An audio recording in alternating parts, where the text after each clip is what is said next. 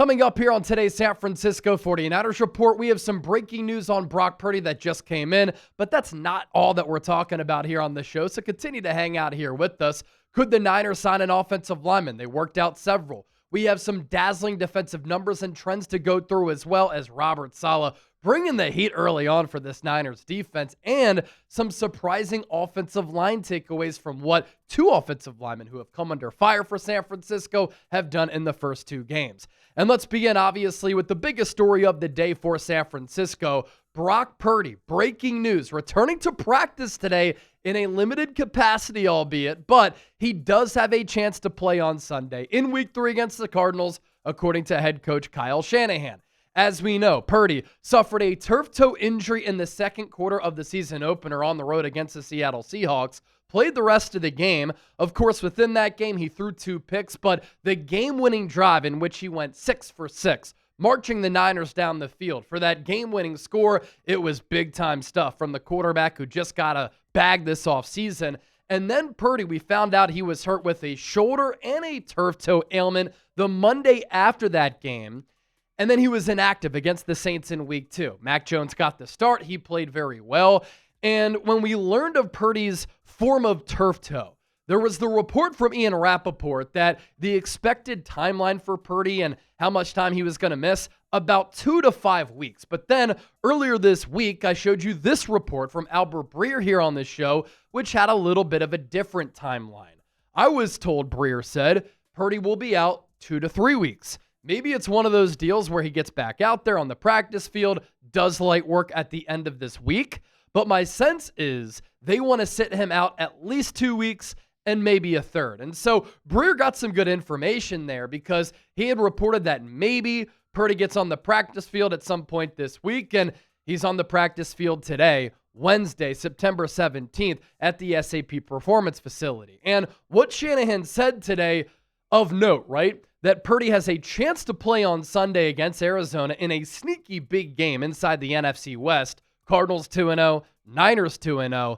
If Purdy does not start, he could serve as Mac Jones's backup, which would mean that Purdy is at least healthy enough to come in an emergency situation. Then the Niners wouldn't have to rely on a guy like Adrian Martinez.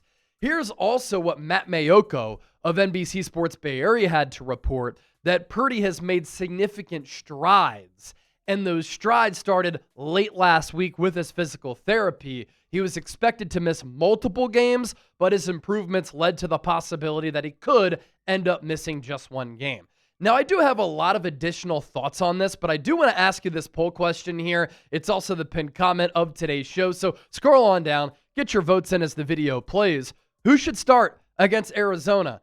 BP for Brock Purdy, MJ for Mac Jones.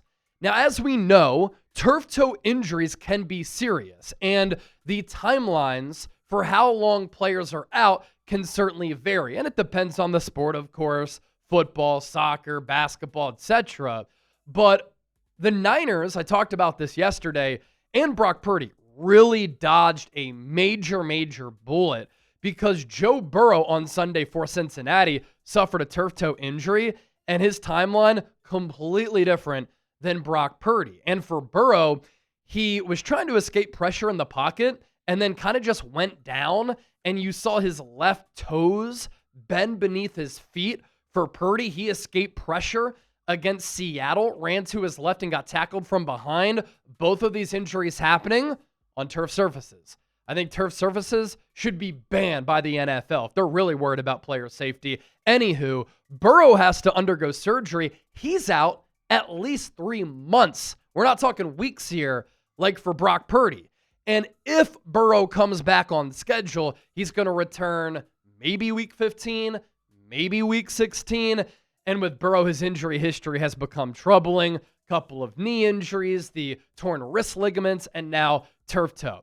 And so here are my thoughts on this. Brock Purdy, limited participant at practice on Wednesday for San Francisco. He started to make some really good strides in his recovery. There's a chance that he could play on Sunday. If not the starter, maybe as a backup. I'm not risking this.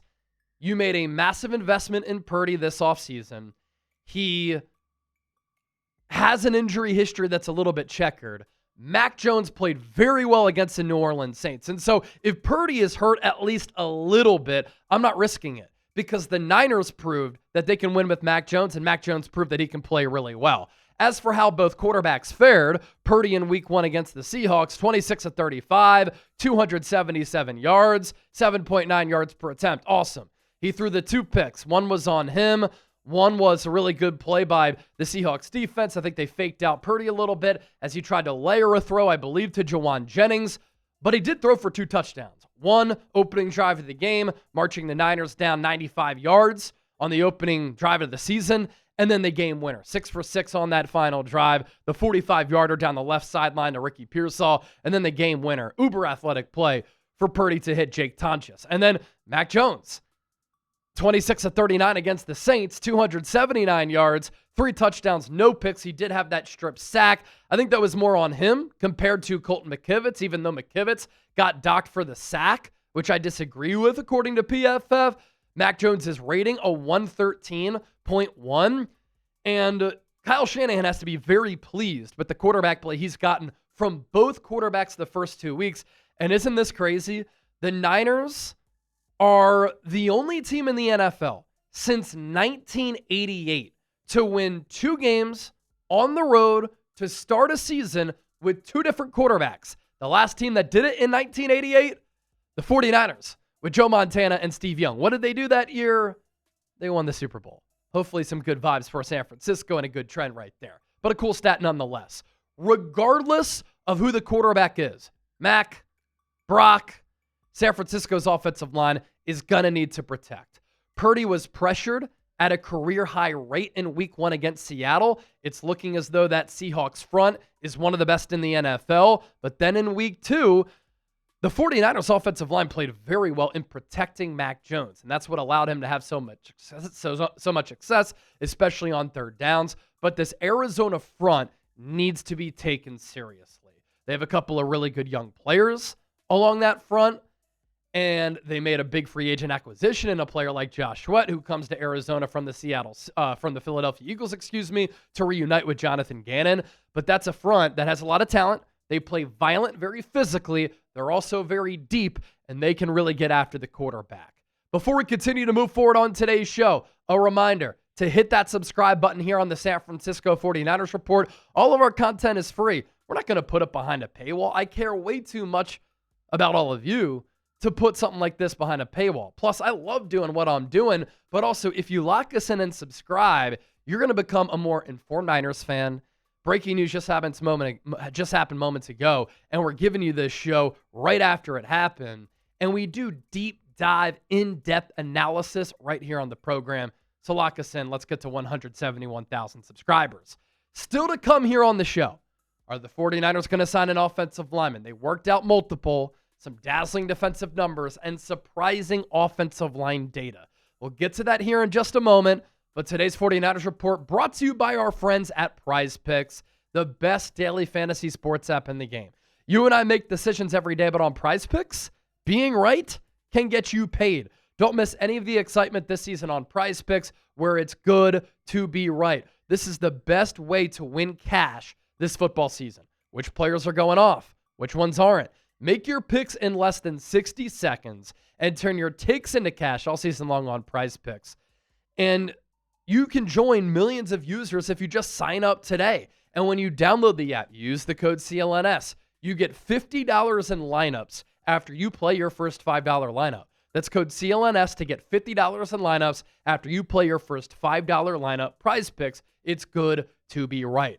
Looking ahead to this big one in the NFC West, Niners, Cardinals. Let's go Christian McCaffrey more than 36.5 receiving yards. Kyler Murray less than 220.5 passing yards, but the Niners can't let him burn them with his legs. And then the special this week, Patrick Mahomes more than a half passing yard. New users play $5, get $50 instantly in lineups. It's real money sports action made easy. Claim your $50 now.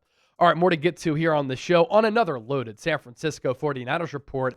Is offensive line help on the way for the Niners? San Francisco worked out a handful of offensive linemen on Tuesday, and usually when the Niners do this, or teams across the NFL do something like this, it usually ends up that they sign at least one of the players who they worked out. Now, I do think San Francisco's offensive line played a lot better in week 2 compared to week 1. Obviously, that's dependent on the opponent as well because the Saints defense isn't the Seahawks defense, which I think is one of the best units in the NFL. But San Francisco notably working out these offensive linemen on Tuesday. LaRaven Clark, Chris Hubbard, Brandon Parker, Zach Thomas, Matt Waletzko.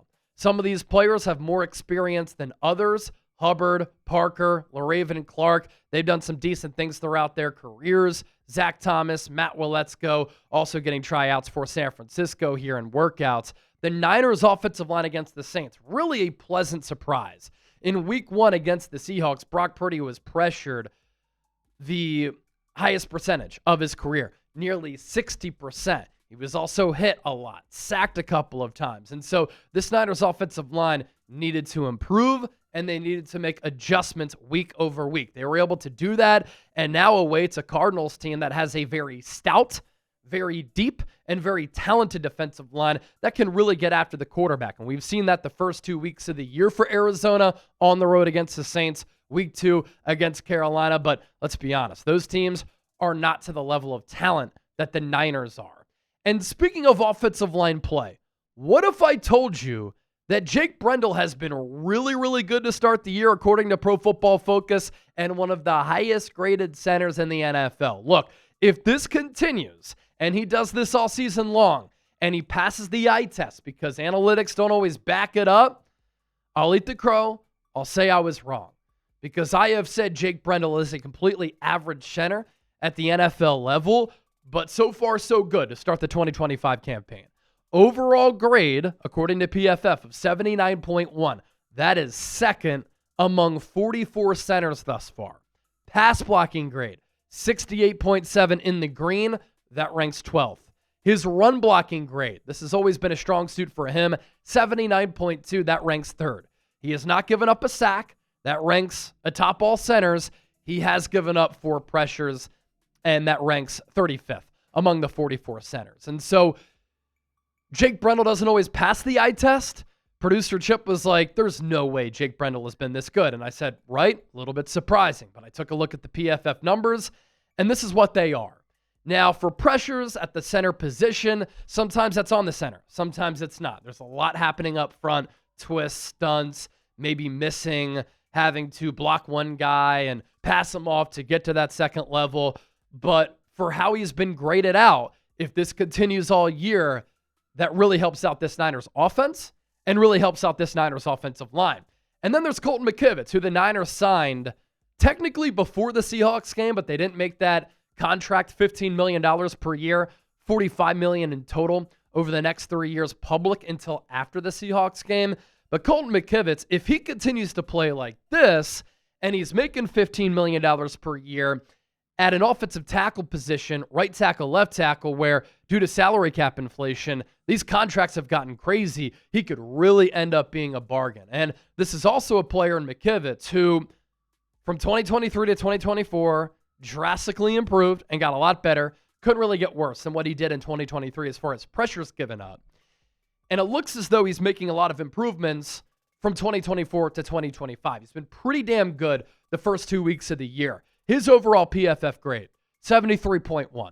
That ranks 14th among 94 offensive tackles. And that's counting right tackles and left tackles. His pass blocking grade, that's where the Niners need to hold up. You know, with this scheme, most likely they're going to be able to run the football successfully. 84.3 though in the pass blocking grade, ranking 6th.